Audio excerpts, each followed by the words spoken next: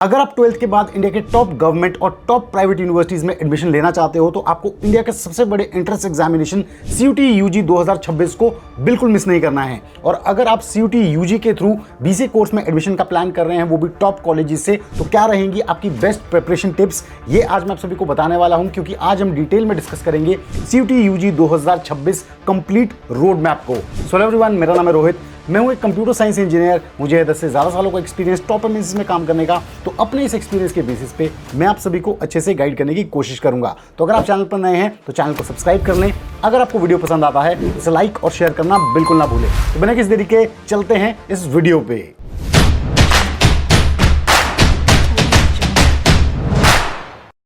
To get free career counseling, check the link in description box and pin the comment below.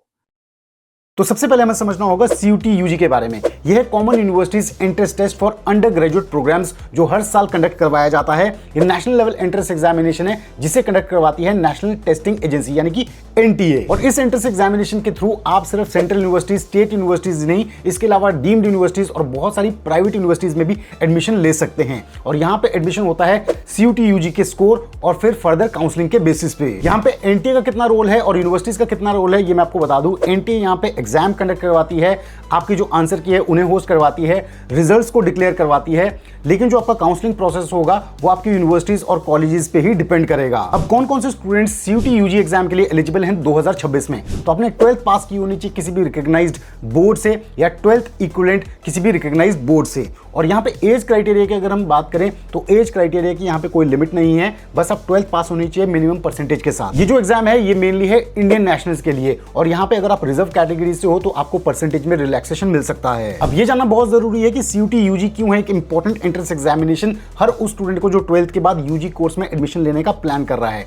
तो इसमें सबसे बड़ा reason है कि CUET UG एक सबसे बड़ा एंट्रेंस एग्जामिनेशन है। हर साल CUET UG के थ्रू 3 लाख से भी ज्यादा सीट्स फिल होती है, यानी कि CUET UG के स्कोर के बेसिस पे 3 लाख प्लस स्टूडेंट्स एडमिशन लेते हैं इन variety of UG courses. Second खास बात है मल्टीपल UG कोर्सेज के लिए सिर्फ एक एग्जाम। जी हां, CUET UG एग्जाम के थ्रू आप variety of under graduate courses को टारगेट कर सकते हैं, जैसे कि BBA हो गया, BCA हो गया, BCom हो गया, BA हो गया, BA ऑनर्स हो गया, BTech हो गया। ऐसे बहुत सारे अंडर ग्रेजुएट कोर्सेज हैं जिनमें आप एडमिशन ले सकते हैं सिर्फ CUET UG एग्जाम देके। इसका ये मतलब निकल के आता है कि अंडर ग्रेजुएट कोर्सेज के लिए CUET UG एग्जाम एक सिंगल गेटवे है। तीसरा है टॉप यूनिवर्सिटीज का पार्टिसिपेशन। CUET UG एग्जाम में हर साल 250 से 300 के करीब यूनिवर्सिटीज पार्टिसिपेट करती हैं, जिसमें बहुत सारी टॉप यूनिवर्सिटीज भी होती हैं। इसमें central universities, state universities, deemed universities, private universities आती हैं। और इन सभी यूनिवर्सिटीज में अगर आप एडमिशन लेना चाहते हो तो CUET UG का स्कोर चेक किया जाएगा। फोर्थ इंपॉर्टेंट चीज है कि सिलेबस यहाँ पे आपका होता है 12th बेस्ड। यहाँ पे टोटल आपको 37 सब्जेक्ट्स मिलते हैं, जिसमें से आप चूज कर सकते हैं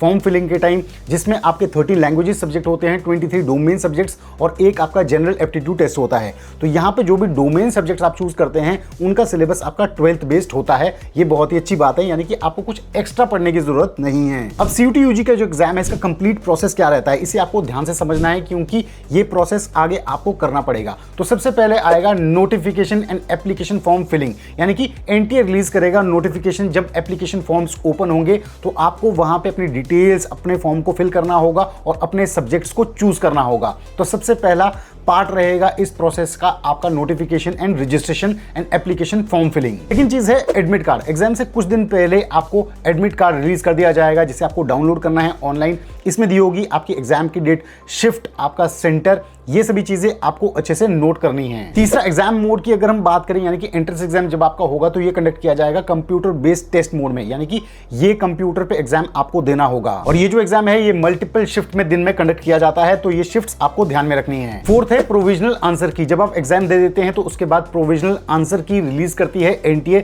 जिससे आप अपने क्वेश्चंस चेक कर सकते हैं, जो आपने आंसर्स वहां पे लिखे हैं उन्हें चेक कर सकते हैं, और अगर आपको कोई ऑब्जेक्शन लग रही है तो उसे भी आप रेज कर सकते हैं। फिर आता है रिजल्ट। CUET UG का एग्जाम का रिजल्ट फिर डिक्लेयर होता है परसेंटाइल फॉर्म में। फिर आती है काउंसलिंग एंड एडमिशन। फिर यूनिवर्सिटीज जो है वो अपने कट ऑफ स्कोर के बेसिस पे काउंसलिंग्स और एडमिशंस करती हैं और एडमिशन प्रोवाइड करती हैं इन variety of UG courses. Next बात करते हैं CUET UG exam syllabus and subjects के बारे में। अब जैसा कि मैंने आप सभी को बताया, इसमें टोटल 37 सब्जेक्ट्स आपको मिलते हैं, जिसमें से 3 सेक्शंस होते हैं। सेक्शन 1 होता है लैंग्वेज, जिसमें 13 लैंग्वेजेस होती है, जिसमें एक लैंग्वेज आपको सिलेक्ट करनी होती है।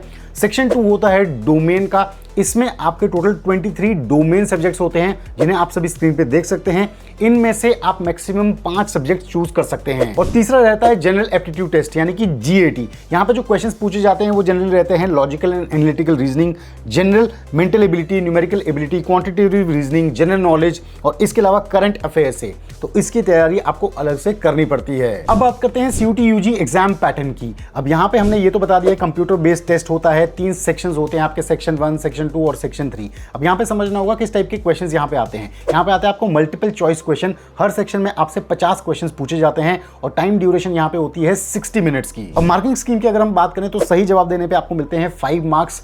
अगर आप कोई गलत जवाब देते हैं तो -1 आपकी नेगेटिव मार्किंग होती है और कोई जवाब अगर आप छोड़ देते हैं तो उसमें आपको 0 मार्क्स मिलते हैं, यानी कि कुछ भी आपका डिडक्ट नहीं होता है। मीडियम ऑफ एग्जामिनेशन की अगर हम बात करें तो 13 लैंग्वेजेस जैसे कि इंग्लिश, हिंदी और 11 रीजनल लैंग्वेजेस में से आप सिलेक्ट कर सकते हैं। अब नेक्स्ट बात करते हैं कि किस टाइप के क्वेश्चंस डिफरेंट सेक्शंस में आपसे पूछे जाते हैं। तो लैंग्वेज सेक्शन की अगर हम स्पेसिफिकली बात करें तो रीडिंग कॉम्प्रिहेंशंस जो पैसेजेस बेस्ड होते हैं, grammar based questions, vocabulary, word meanings, usage, synonyms and antonyms, sentence corrections, ऐसे क्वेश्चंस लैंग्वेज में आपसे पूछे जाते हैं। डोमेन सब्जेक्ट्स की अगर हम बात करें तो जो भी आप डोमेन सब्जेक्ट चूज करते हैं उसका सिलेबस 12th एनसीईआरटी के बेस पे होता है।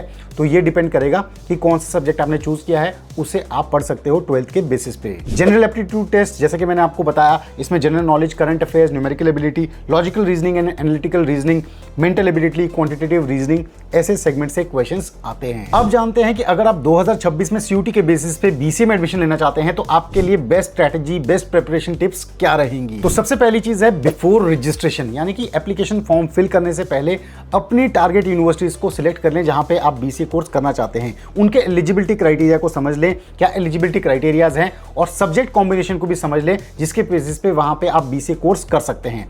अगर आपने ये कर लिया है तो उसके बेसिस पे ही फॉर्म फिलिंग करें। यहाँ पे जनरली जो बेस्ट ऑप्शन रहता है बीसीए स्टूडेंट्स के लिए सब्जेक्ट सिलेक्ट करने का, उसमें एक लैंग्वेज सब्जेक्ट, एक मैथ्स, एक कंप्यूटर साइंस और चौथा जनरल एप्टीट्यूड टेस्ट। ये 4 अगर आप सिलेक्ट करते हैं तो मेजॉरिटी कॉलेजेस को आप टारगेट कर सकते हैं। सेकंड चीज है स्टडी प्लानिंग। अब जैसा कि आपके बोर्ड्स भी आ रहे होते हैं, एंट्रेंस एग्जामिनेशन की भी आपको प्रिपरेशन करनी होती है, तो यहाँ पे स्पेसिफिकली मैं कहूंगा कि डोमेन सब्जेक्ट्स की जो आपकी स्टडी प्लानिंग होनी चाहिए वो सेपरेट नहीं होगी।